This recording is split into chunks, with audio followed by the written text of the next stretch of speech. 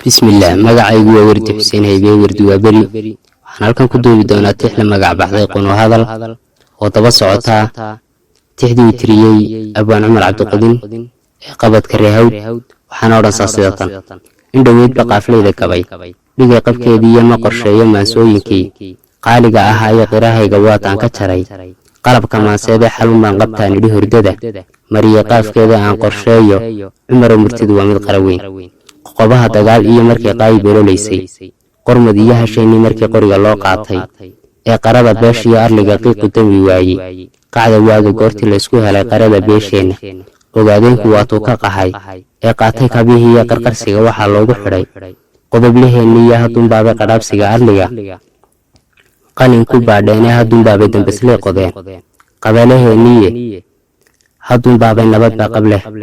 qarafka qaateenee hadunbaabay qoryaa ula bixi sodogyadii qaaree qasdigaygu wuxuu diidan yahay qumaca maandhowe qoontiya anoo boogta qaba qanacna laysinin anna quusinaan kaga taga waa qabaan jirin afartaa qaadiyo wowga iyo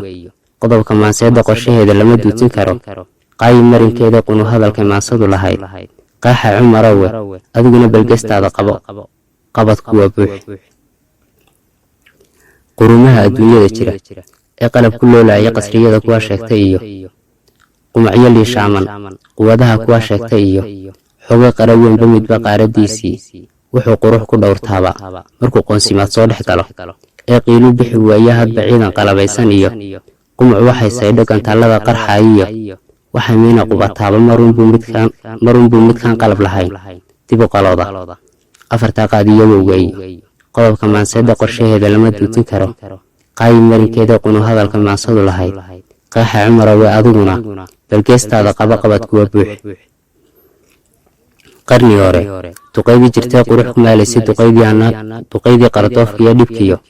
qiiqa daminaysay duqaydii hanaanka iyo qorshaha sama ku qaabaysay Qunu Hadalka weedhiyo raggaan sawdka qarinaynin quruskooda raggii goosan jiray quruxna dhaafaynin nimankii qiyaasliyo arliga sama u qoonteeyey qorshihii iyo duqaydii in badan hayse qalabkeenna nimanbaa qardoof ahankiyo dilay qabkeenniyo oo taladu qaabkay lahayd iyo lumiyey qowlkiiyo anna qodobo igu gaarahoon qoonsadaa jiraye haddii aan duqaydani qorshaha